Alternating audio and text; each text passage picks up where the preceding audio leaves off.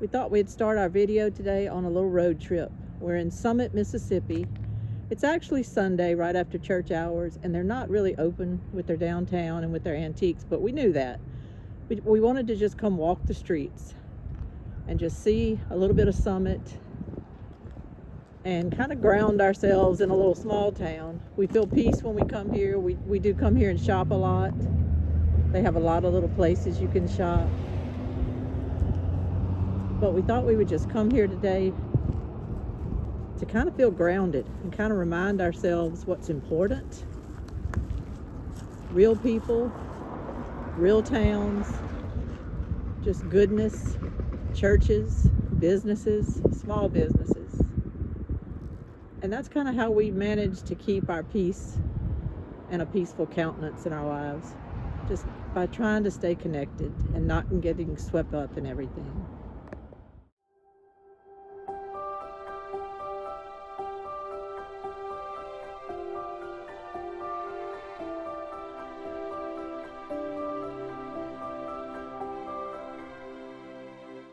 We just wanted to come walk here this evening. We knew they were going to be closed. We knew that it's shut down today on this Sunday afternoon, but we thought this would be a good place to just come talk about how to find peace in your life so that you can be the best parent or grandparent you can be to your grandkids and your kids.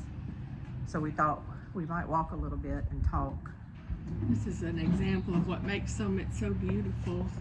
So many inviting things that are out on the sidewalk that just want to draw you into the different stores along the strip. Summit's just a beautiful little hidden gem in southwest Mississippi that started a town revitalization a number of years ago. And it's, for me, has been Lainey and our mother, has become a destination for a nice peaceful day trip, just a trip that's easy on the vehicle as well. It's just very relaxing, away from a lot of traffic, that we can do with our mother. I also like it because it's peaceful, and it reminds me of small town America and kind of the America that used to be, but yet it's coming back here. And it makes me see hope that these towns can be revitalized. And I just love to come here to feel a little peace. That's kind of the focus we wanted to talk about today, trying to kind of keep our inner peace, keep a perspective of peace in a world that seems to be trying to take our peace all the time. I think if we're true followers of Christ and things like that, we need to have peace in our hearts, and we need to be able to convey that peace specifically to our children and grandchildren, but also to everybody we meet in this world. That peace of Christ needs to come out in us. So how do we maintain it? How do we keep it in a world that seems to want to steal it from us? And so that's what we kind of wanted to maybe just gee-haw a little bit about today. What's on your mind? Well, one thing we talked before about sometimes the day that that we have planned for ourselves is not the day that God has planned for us. Yeah. And I was going to let my husband go on a little trip to not into the wilderness, but to a campsite by himself, and he was going to pick up our daughter and granddaughter, and we were going to go meet my son-in-law with a club that he's a part of. So we picked up my daughter and granddaughter, and we rode to the destination, and all was well until I got out of the vehicle, and my granddaughter, 3-year-old granddaughter, was walking beside me, and we were walking toward the campsite in front of about 20 people. And one minute I was upright, and the next thing I know, my leg gave out on me. I stepped in a hole, and I was on the ground, and I'd hit my knee real hard, and I'd hit my arm, and where I'm getting a bruise right here. And my poor little granddaughter was standing right next to me and witnessed the whole thing. I yelled an expletive really loud, which then caused the crowd to look over and see me wallowing in the dirt.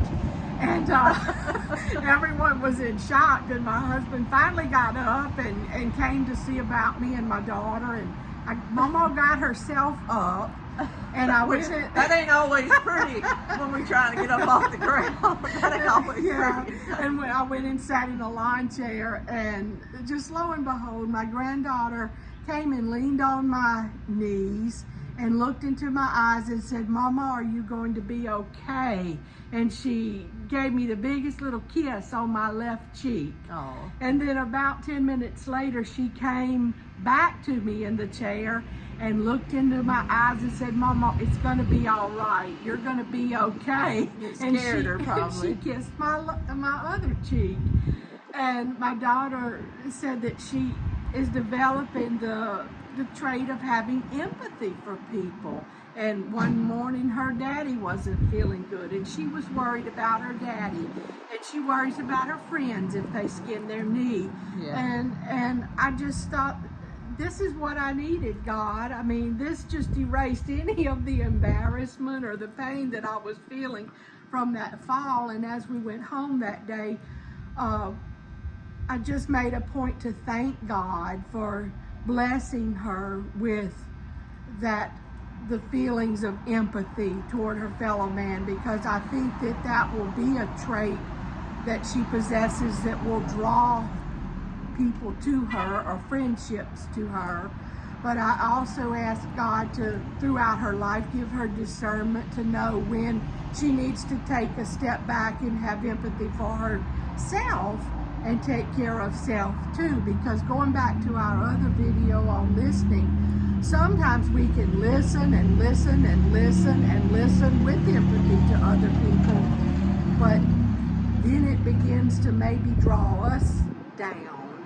And so we always need that thankfulness for that trait, but to also know when to discern, to really know when it's time to focus on ourselves also, and rely on the fellow man to take care of his or her own issues. Kind of to tie in with what you're saying, I was kind of thinking that's how it kind of is when we hear these headlines day after day after day, week after week.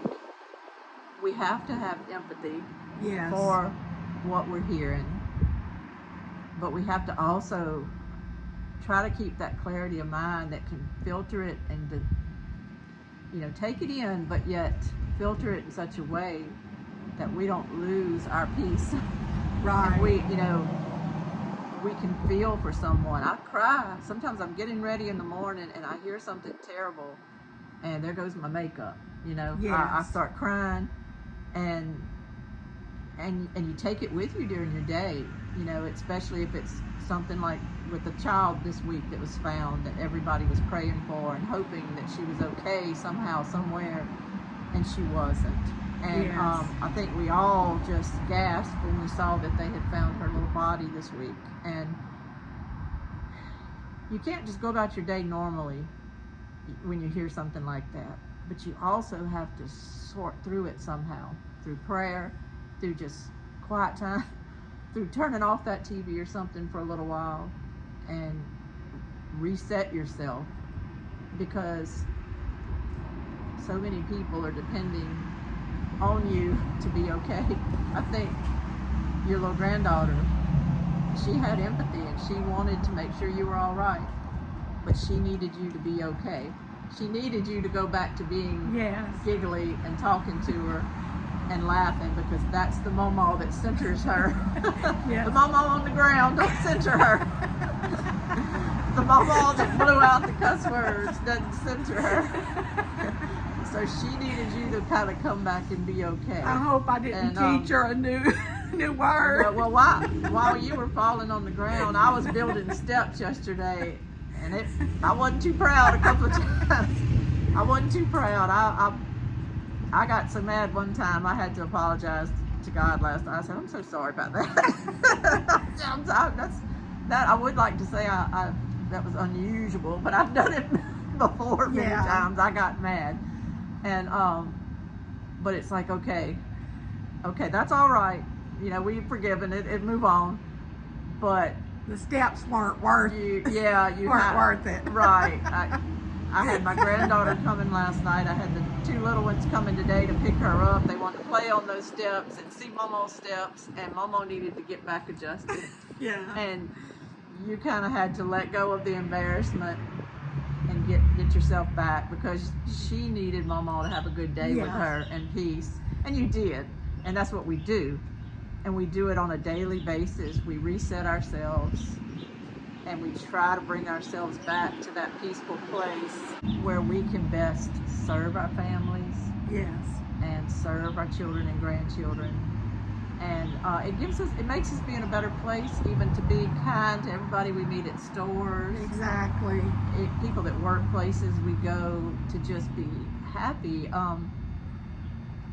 That's another thing, and you and I both do this. Mama does this too. You know, we walk in a store and we smile. I smile at workers, and I say, "Hey, how are you?"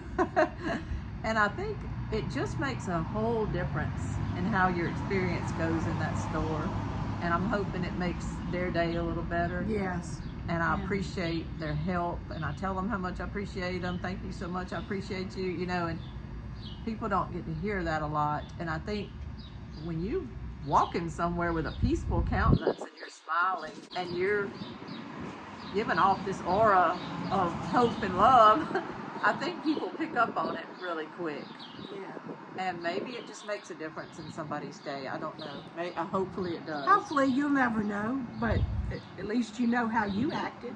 Yeah. You know, and that's what I tell my kids sometimes. At least, did you act in a godly way?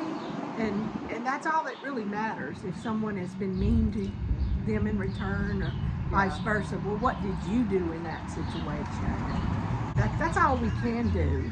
And in terms of facing bad news every single day, I've said this before, all I can really do at this point in time is work on what's in my own little orbit and do something good for somebody in my orbit, whether it be at work or at home or extended family, except, whatever. And pray for those near and far that are experiencing the negative. And I constantly have to remind myself that in both good and bad times, the Bible tells us that God is walking with us. He's holding our hand, and it doesn't insulate us from the bad, but he gets us to the other side, whatever that may be. And it's my thought or hope that if I'm praying for, say, the parents of the tragedy that you discussed, that they in some way can feel that spirit of a whole nation praying for them. And in my opinion, that's all I can really do at this point. What about the things that are ongoing? Like, it just seems that there's this ball rolling down a hill to get us into wars and stuff, because it really has nothing to do with whether we need to be in a war with anybody. It has more to do with central bankers needing to prop up economies and do it, so it's like all these abstract reasons, and we're just simply living our lives, and yet this ball seems to always be rolling down the hill towards needing us to be in a war that these bankers finance both sides of and everything. They need us to get in that situation to reset our economy. And I'm not trying to be political, but what I'm trying to say is that ball rolls every day with new headlines and new scenarios and even false flags and different things to try to propel us that way. And you feel like you're in front of a jet engine with your hair blowing and it's never going to stop. And you're just being pummeled by all of this stuff every day. And that's when it's kind of, to me, as much faith as I do have and I try to have, those are days I feel worn down. Yes. Do you ever feel worn down? And I know we can pray and all that stuff. I'm just talking maybe for people that are really feeling worn down and really maybe even tinkering on depression because of all this pummeling that we get done, that is done to us. Wonder what we can do, just. Well, one thing to that help those feelings. One thing that we can do is, again, I've spoke of this before, is I try to be versed in many takes on the same story. And I try, when something occurs, I feel like I've been pretty calm the last 6 months, especially knowing whether to determine, okay, this might be a false flag. Yeah. Or are they doing this so that we will look this way and not that way? So you're working on your discernment. I'm of working what on you're discernment, and I'm not reacting in a way that I think the powers want us to react. And how we used And to react. And I stay calm. Yeah. And in my opinion, when we have less people reacting and becoming frantic about situations, They don't know what to do with it. So they realize, well, we're not reacting in the way that's expected. And that's why I keep going back to the power of prayer. That's one way. But another way is to just simply not react. If a bully bullies you, the one thing that makes the bully mad is that you don't seem to get mad at the bully. Yeah. You know, and it's kind of, to me, the same concept. Because God knows many of us have been bullied throughout our lives also. And you have empathy for kids as well as adults who get bullied. But that is one way to combat a bully, is to not react to the bully. And I'm trying not to react to things. I'm trying to, I go into situations and I might hear someone else reacting, and I let them finish, and then we may then lead into a discussion. Okay, is this real or is it not? And how should we look at it? And more times than not, we both agree to not react anymore. Or then it calms the situation calms down. situations down, and that's all we can do. But Sometimes people just need to talk about it. And Yeah. I think maybe that's if they be open to talking with people about it without immediately saying, you're this, I'm this, we're oceans apart. Right. Just say, well, we're all concerned about our country. Let's just talk about it. Right. One thing, we discussed this in our little videos we did, part 1 and part 2, on ideas for our channel. And we haven't actually done a episode about this yet, but I've been enacting it. In one of my ways to combat all of this pummeling that we can't seem to stop is I've just started praying individually for some of the people that bother me the most. Right. And I will tell you who I've prayed for. I spent about 3 weeks praying every night for Klaus Schwab. Yes. I didn't love him. No. I didn't love him. It was a hard concept for me to understand. You always hear Jesus loves everyone, and we go, oh yeah, that means he loves me. Well, it also means he loves the people we don't love. And that was hard for me to, it's like hit me like a ton of bricks one day. I'm like, as much as I cannot stand certain people, Jesus loves them and like wants them back. They're with Jesus, him. they're God's creation, whether... Yeah, and when I realized, well, think about it. They have huge platforms. They have many, many people that listen to them.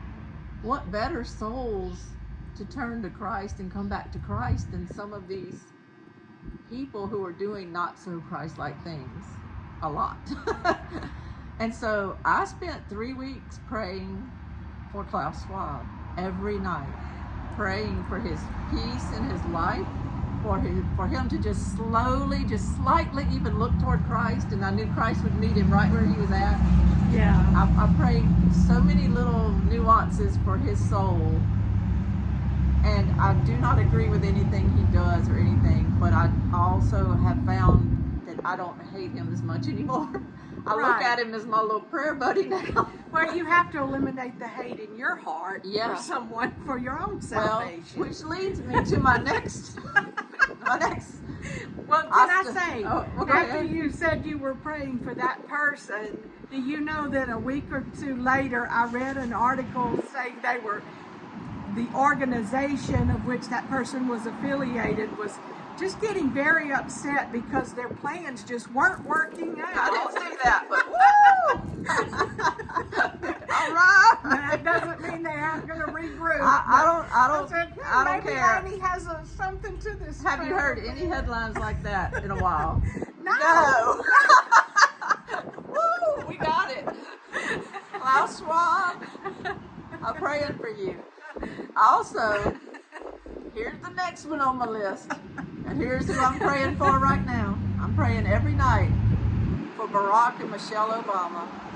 Maybe this will go out over the airwaves. Maybe they'll see it. Barack and Michelle Obama, I'm praying for y'all. I'm praying for you every night. I'm praying they have peace. I'm praying they just let egos go and let people live without these goals of transforming our world that aren't necessarily the goals of anyone else but them. Well, that leads me. I pray had for a them. discussion the other day about power and people that seek continuous power, dominion For over. the sake of power. For the sake of power, and I wonder, to what end? We all are born, we all pass away. But while they're here, they want it. To what end has the quest for power satisfied it? And they're obviously not satisfied because people continue to seek more and more and more power. And so when I think of certain individuals like that, the first word that comes to mind is power. To what end? Right. And I've always felt it's like happiness. We are guaranteed the pursuit of happiness. The framers of the Constitution were very astute. We're all guaranteed the pursuit of happiness. But I pursue happiness every day. But if I'm constantly thinking I've got to achieve happiness today, I'm never going to be happy.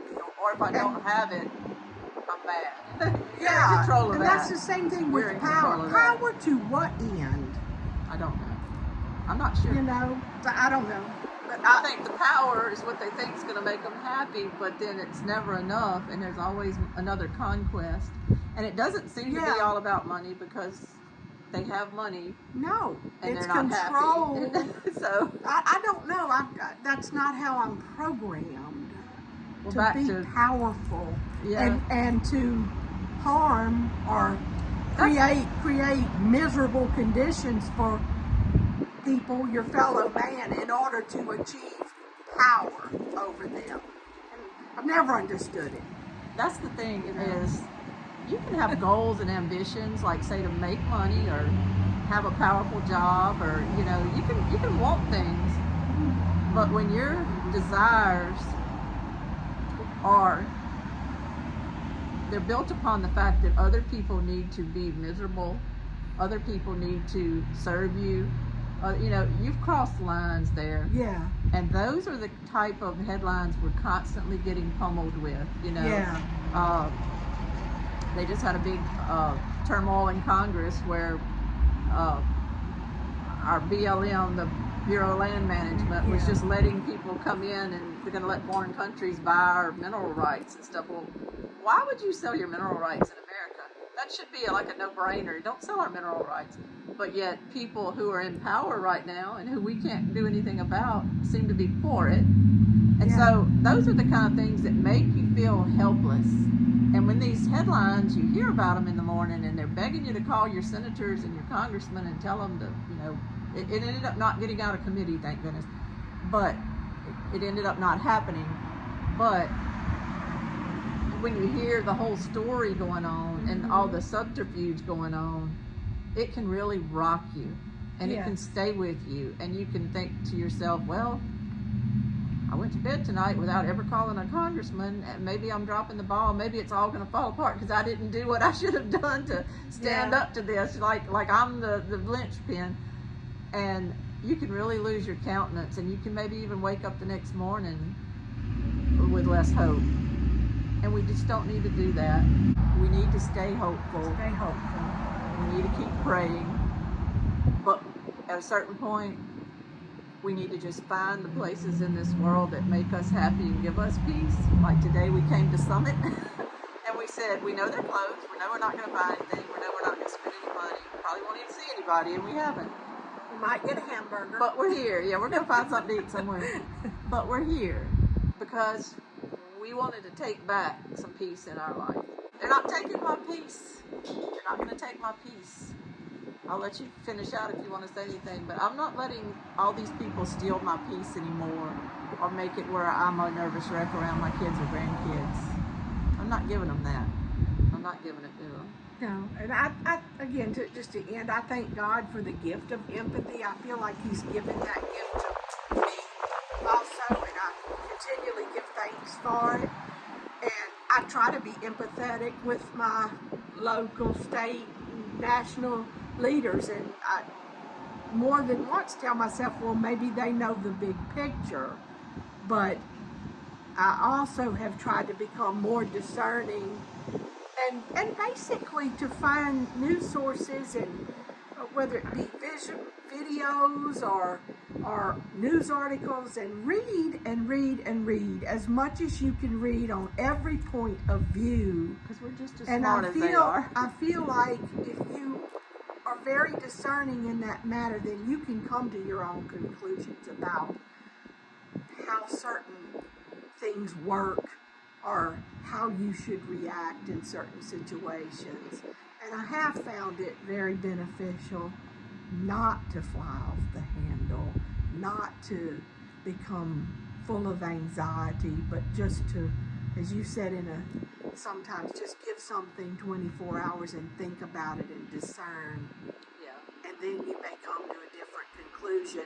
And 9 times out of 10, my conclusion is not to react. Yeah. Because I think when we don't react and fly off the handle, that's as powerful as a reaction. Yeah. That's my thought for the day. Yeah. We just need to hold the line. Hold the line. Hold fast to God. Keep doing what we're doing. We're good people. This country's made up of good people. And God's going to prevail. The end is done. I'm not worried about the ending. Sometimes the middle part scares me because I have little grandkids that I don't want hurt. I have a son who's draft age. I don't want him to be put in a war that we don't need to be in. So I do have valid concerns, but I know that my job really is just to stay peaceful, to not, like you said, be drug into a big reaction that's going to upset me and my family. And I don't want to be mean to anybody. I don't even want to be mean to my enemies. I don't really want to wake up in the morning being mean to people. I don't think that's of God, and I don't think He wants that in us. And so I want to keep a peaceful countenance, and that's my goal. That's my goal, and just hold fast to that. And try to support local mom and pop businesses like you're going to find in a town like Summit, Mississippi.